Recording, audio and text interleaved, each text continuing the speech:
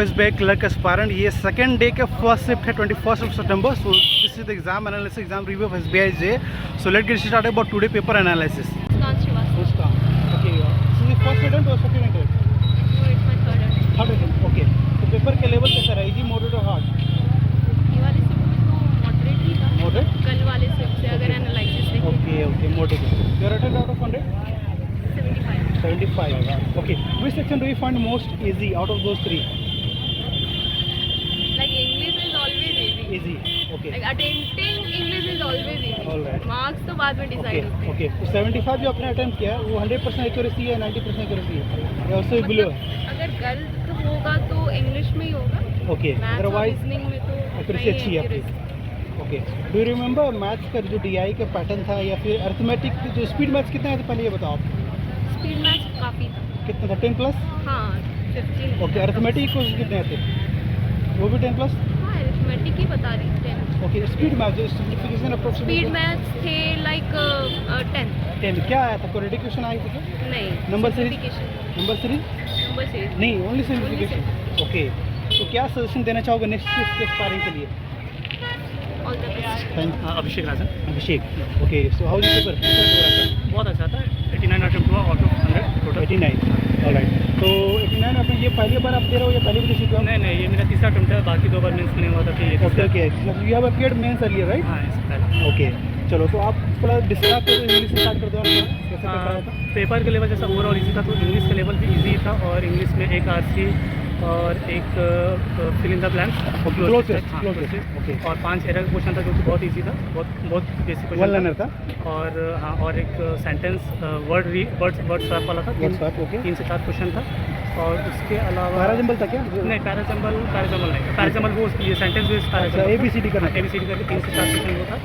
और उसके अलावा जो मैथ्स में 3 डी आई था. एक हाँ वन टेबुलर. हाँ एक टैबलेट था और एक पाई चार्ट था. सॉरी पाई चार्ट नहीं, एक ये ग्राफ बार हाँ बार बीस था. और एक तीसरा था छोटा सा केसलेट था. कैसे? हाँ छोटा सा केसलेट था. Okay. और उसके अलावा 8 से 10 अरिथमेटिक और बाकी 10 सिंप्लीफिकेशन में क्वेश्चन. सिंप्लीफिकेशन में नंबर सीरीज थी क्या? नहीं नंबर नहीं, ओनली सिंप्लीफिकेशन. कोई क्वाड्रेटिक वगैरह कुछ भी नहीं था. और पेपर का लेवल मैथ्स का इजी ही था. और उसके बाद रीजनिंग का बात करें तो रीजनिंग में 3 से 4 सिलॉक्स का क्वेश्चन होगा. ओके. 3 से 4 इनइक्वालिटीज़ का क्वेश्चन होगा. ओके. और पजल शायद 4 से 5 पजल होगा. और पजल सारा का सारा इजी है. क्या था? थोड़ा डिस्क्राइब कर पाओगे पजल को? क्या था? मन बेस्ड था, ऐसे अनसर्टेन था, क्या था? सर्कुलर था? एक अनसर्टेन पजल था जिसमें कुछ लोग बैठे हुए हैं. ओके. और उसके अलावा एक रेक्टेंगल बेस्ड पजल है. 8 लोग बैठे हुए हैं. 4 अंदर 4 बाहर करते 4 in 4 out. हाँ. और एक ऊपर नीचे बैठने वाले थे. ओके. हाँ. और उसके अलावा तो ध्यान नहीं आ रहा है लेकिन Okay. 4 से 5 हज़ार थे जो सारे के सारे इजी इजी थे. हाँ. क्योंकि रीजनिंग में कितना टाइम किया आपने? रीजनिंग में फुल आउट ऑफ फुल 35 हाँ. 35. और उसमें एक क्वेश्चन था वो जो एक लेटर दिया हुआ था. उसमें कुछ एक वर्ड में कुछ लेटर को चूज़ करके एक वर्ड फॉर्म करना था. तो उसमें कंफ्यूज हो रहा था पर शायद वो बोर बना था तो वो अच्छा. तो रीजनिंग कंप्रेंशन जो इंग्लिश में था कितने के साथ? 10 या 12 का था? RC 10 exactly. क्या था? कुछ बता पाओ किस टॉपिक पे था सब्जेक्ट? हाँ वो टॉपिक था कि इटली के एक ऑथर थे जो कि बुक्स को पुराने तरीके से ट्रेडिशनल वे से बाइंडिंग करते थे. उसी को लेकर के. अच्छा. ओके. उसी को लेकर के उसमें सिनोनिम एंटोनिम थे? हाँ 3 से 4 सिनोनिम एंटोनिम थे. ओके. इजी लेवल थे. इजी लेवल हाँ. मैथ्स थोड़ा बहुत नॉर्मल था. बाकी इंग्लिश और रीजनिंग मेरे हिसाब से इजी था. मैथ्स में मेरा 25 अटेम्प्ट हो पाया. बाकी में 30 और 30. ओके. टोटल 89. 30 25 और 35. ओके. तो कितना टोटल हो गया आपका? 89 राइट. ओके. तो अब लास्ट में कंक्लूड करो, क्या सजेशन दोगे नेक्स्ट शिफ्ट के स्पारिंग के लिए या फिर नेक्स्ट शिफ्ट के बच्चे नेक्स्ट डे पेपर कर रहे हैं उनको क्या सजेशन दोगे? बस पेपर के टाइम में हमेशा शांत होना होता है, कूल होना होता है. बाकी जितना आपको एक्सपेरिमेंट करना है मॉक में कर लीजिए. बाकी एग्जाम में आकर के आपका जो फिक्स पैटर्न में एग्जाम जैसे आप मॉक अटेम्प्ट करते हैं कूल माइंड के साथ बस करना है. कोई ज़्यादा कुछ स्पेशल नहीं. Thank you and all the best for non Keshav. तो कैसा रहा पेपर आपका? अच्छा था. इंग्लिश ईजी था. इंग्लिश हिंदी था. मैथ्स में थोड़ा सा लेंदी क्वेश्चन था. अर्थमेटिक के क्वेश्चन ज़्यादा थे. ओके. और जो आपका स्पीड मैथ्स का क्वेश्चन आता है वो थोड़ा सा वैसे ही था. मतलब डिफिकल्ट था? Moderate. Number of question in speed math? Speed maths 10 से अबव या 12 से अबव? 10 से नीचे. 10 से नीचे था? 10 से नीचे. 10 या 10 के 10 आसपास. के आसपास. 10 के आसपास ही था. ओके. ये बात है मैथ्स की और इंग्लिश की. What about logical reasoning? Logical reasoning में क्वेश्चन ठीक ही थे, मैंने 21 सवाल किए हैं। 21 किया आपने? जी, 21 ओके, तो आउट ऑफ 100 में कितना टाइम किया है?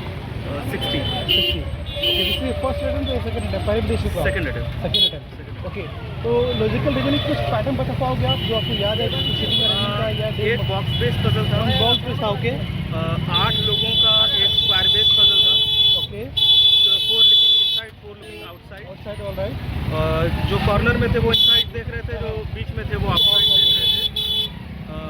और फ्लोर बेस्ड पजल था 8 लोगों का, ओके वो था। ओके और अल्फान्यूमेरिक सीरीज थी ओके और डायरेक्शन बेस्ड पजल था एक। ओके, तो आप क्या इसमें देना चाहोगे नेक्स्ट ईयर का स्पायर के लिए? अभी जो नेक्स्ट फिक्स होने वाला है? क्वेश्चन जो पिछले साल आया था हाँ। उसमें 42 था कट ऑफ, ओके, ठीक है। हाँ, इस बार थोड़ा सा ज़्यादा बढ़ सकता है, ओके, 6000 सीट्स है शायद इस बार, तो उस हिसाब से थोड़ा सा मॉडरेट ही लेवल है क्वेश्चन का। और अगर आप थोड़ा सा मॉक दे करके आएंगे और आप अपना मैथ्स और रीजनिंग को थोड़ा सा प्रैक्टिस करके आएंगे तो 100% आपका निकल जाएगा। Okay, thank you and all the best.